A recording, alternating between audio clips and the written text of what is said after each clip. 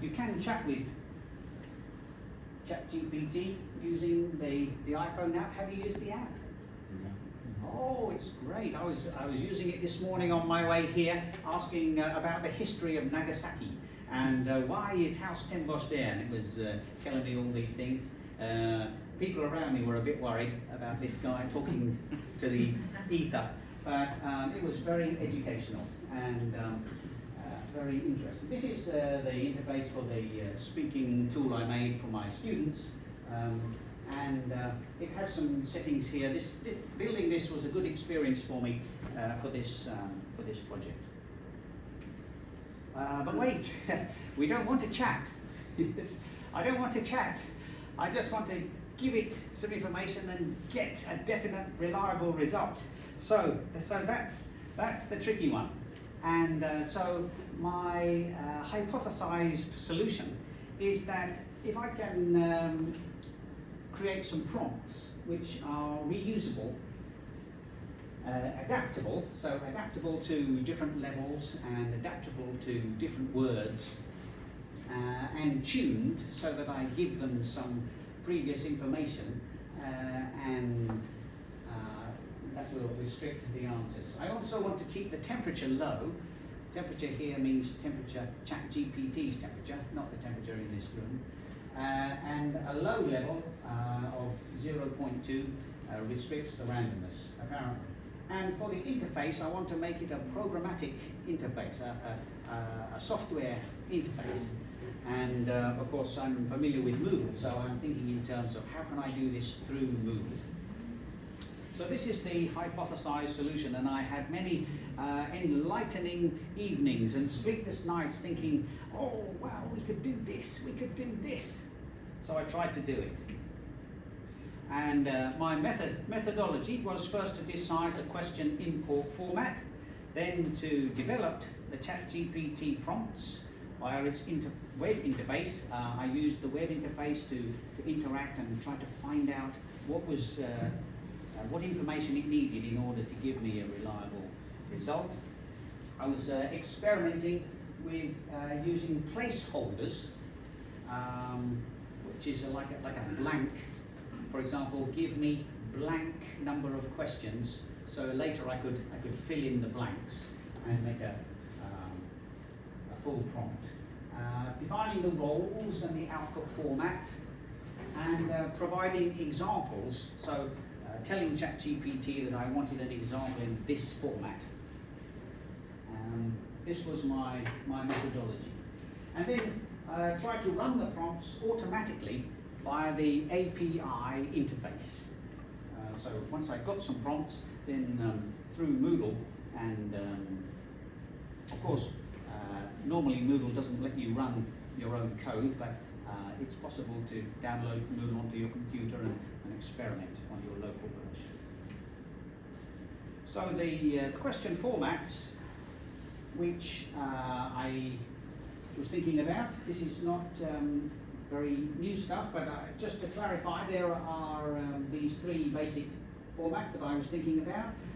Firstly is ordinary text, which is readable by humans, of course, but it's not a recognized format by Moodle because it's too random. So that would require manual input from the teacher. You could put in your own questions.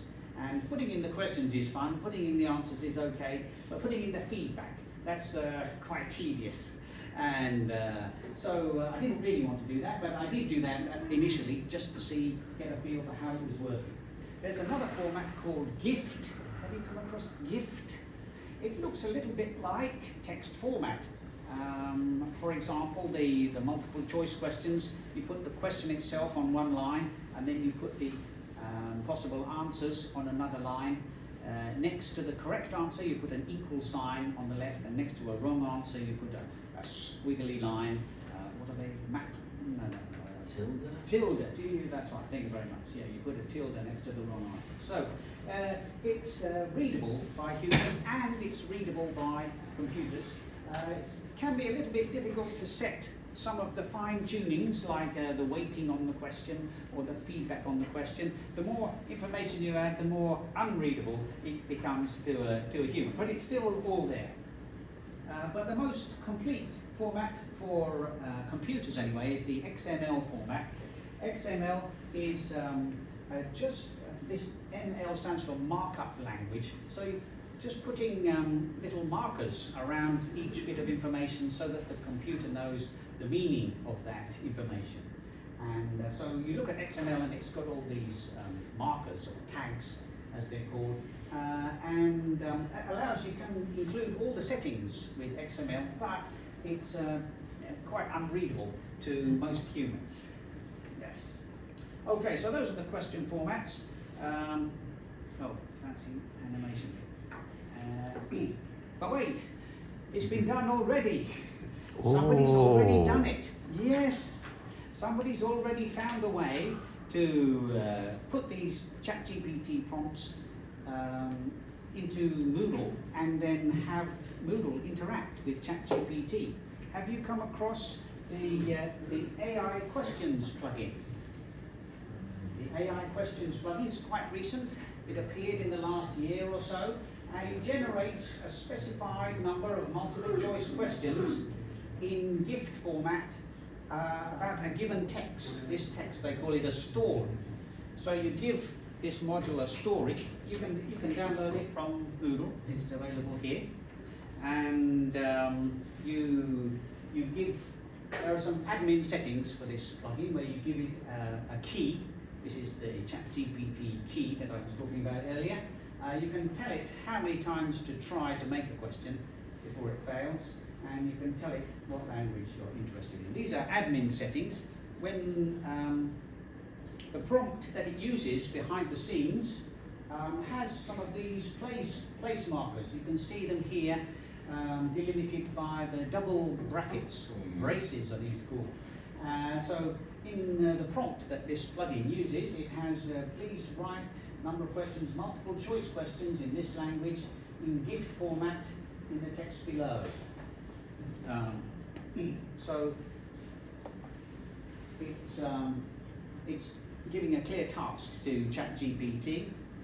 Then it explains what GIFT format is for ChatGPT. It's write the question text followed by some questions in curly brackets. Inside the curly brackets, write an equal sign before the correct answer and a tilde sign on your thinking before the wrong answer. For example, and it gives an example. Right. So this is the kind of tuning that I was talking about, where you're telling ChatGPT exactly what you want, including examples.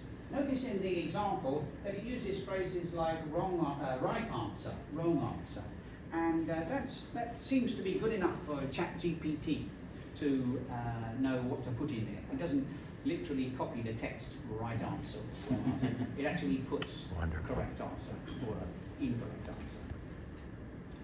Please leave a blank line between the questions. This is more information about the format. Be sure to write the questions in the right format, and please do not forget any equal or tilde sign.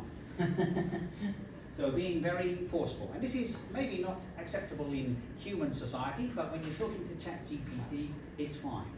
Finally, there's a placeholder for the story itself. This is the prompt that the AI questions plugin uses. I didn't have a story, so I quickly went across to, when I was testing this plugin, I went across to ChatGPT to ask it to write a story using this prompt. Write a story. The main character is a silver toy poodle who's searching for a sock that his owner has mislaid sometime during removing the sock the previous evening and hanging up the laundry earlier today. You can tell what was on my mind when I was testing this. And I asked it to include these vocabulary words because I imagined in the future this vocabulary testing app, I would have a certain number of words that the student was focusing on at the moment, and I wanted to see if it was possible to get ChatGPT to use these words in this bizarre setting. And it did it. I've highlighted in red the target words, and you can see that ChatGPT has ingeniously woven them into the story. The story has a nice structure, it feels quite natural, and this would be an interesting thing for students to read, especially if they were studying these particular words. We won't go through the whole story,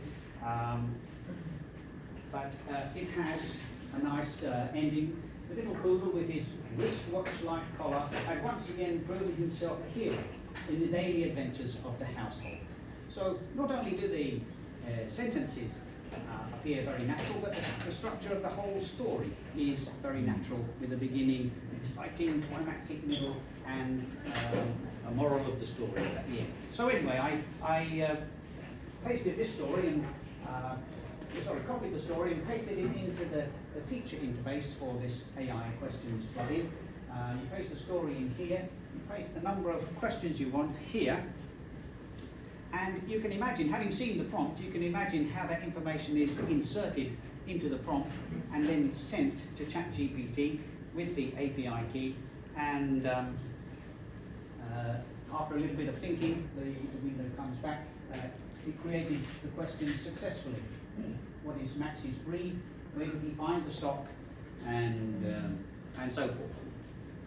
And these questions have been added to the course where the teacher initiated the plugin. If we look at what ChatGPT actually sent back for that prompt, I've added some colour so you can see a bit more clearly, but these are the 4 questions that it produced.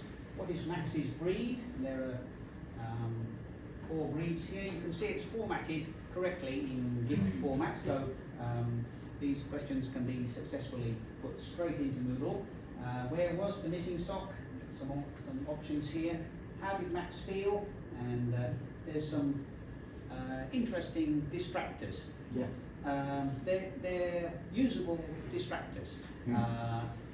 Somebody couldn't answer them without having read the story and understood the story. This was generated by ChatGPT? Yes, it was.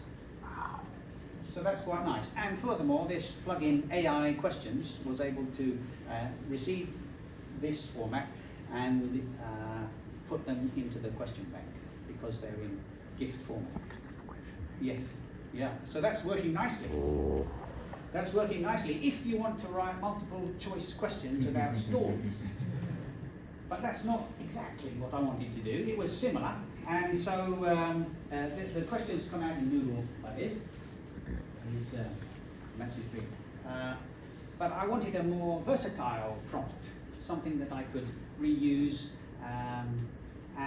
so I set about writing a new prompt in which I defined my role. This is experimental at the beginning.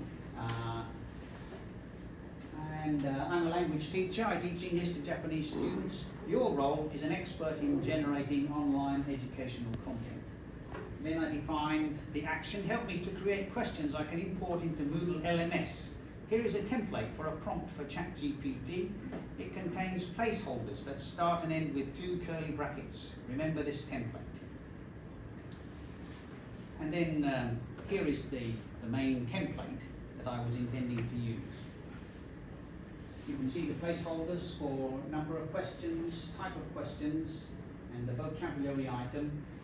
Use only SEPA level, and then you can put your level here, because I was thinking if I've got a beginner student, I don't want very difficult questions or very difficult samples. So the student's SEPA level is an important part of what examples I show or what questions I generate. Format the questions in GIFT format using the following template, and here I was intending to put a GIFT template, and the template would vary depending on what the question was. If I want a multiple choice one, I'll do this. If I want a true-false question, I'll use a different template. So this is my idea for the versatile prompt. First, let's look at the multiple choice questions.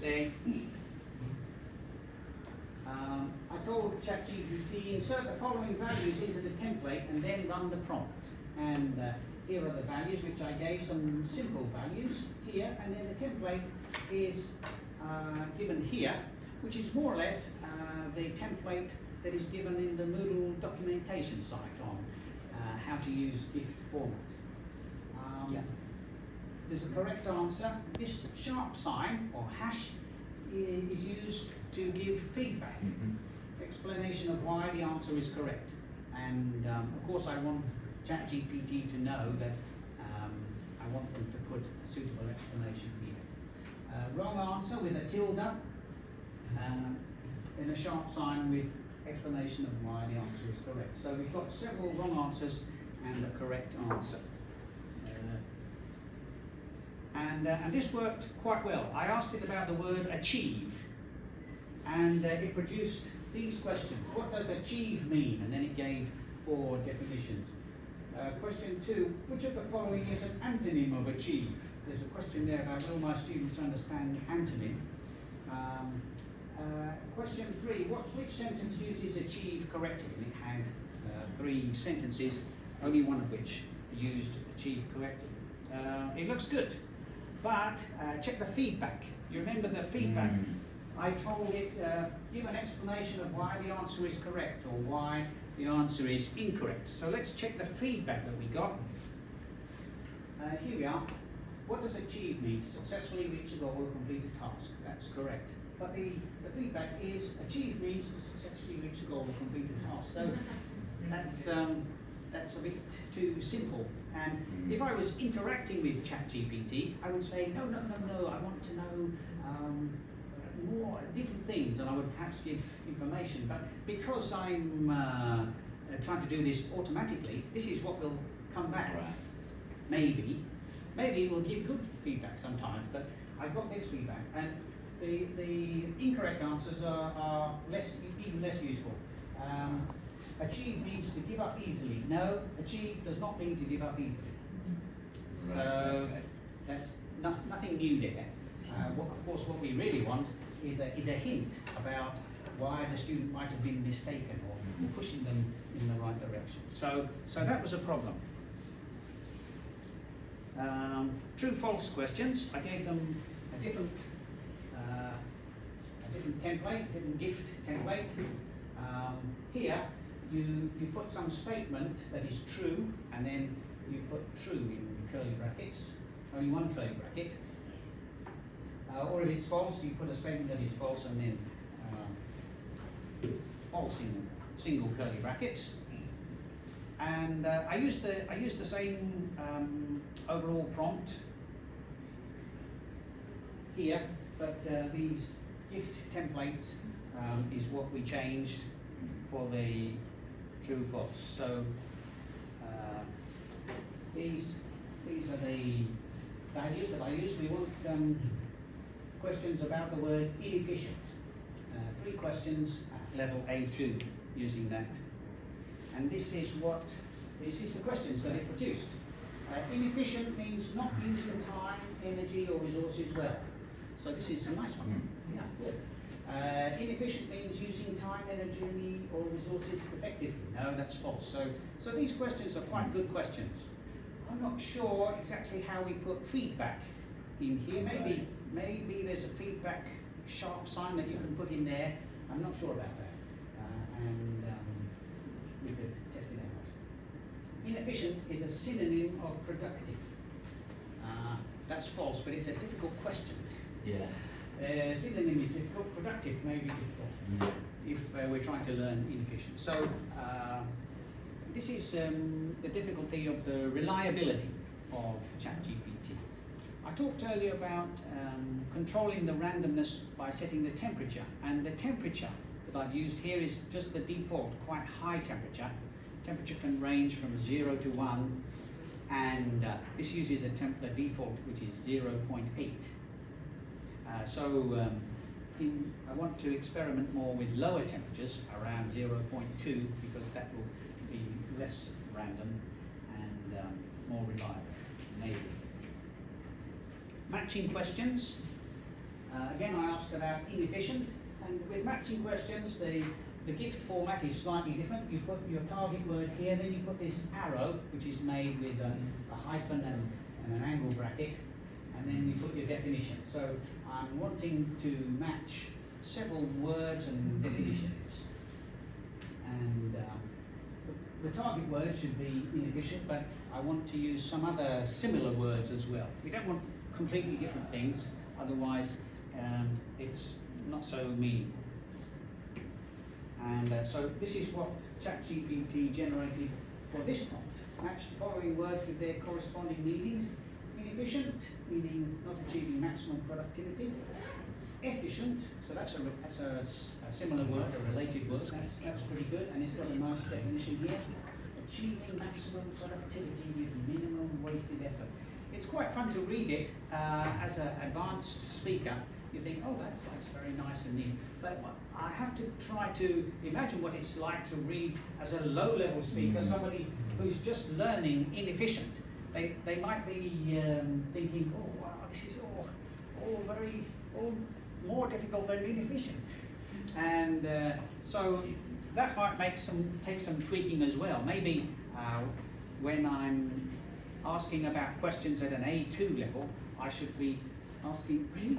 Wow. Oh gosh. Okay, and short answer. We format it like this, and this was the one that worked least well. I gave it a prompt. Wow, sorry, I've got time. Start a sample sentence using the target vocabulary, and then this is supposed to be a blank in the middle of the sentence, and then the end of the sentence comes here.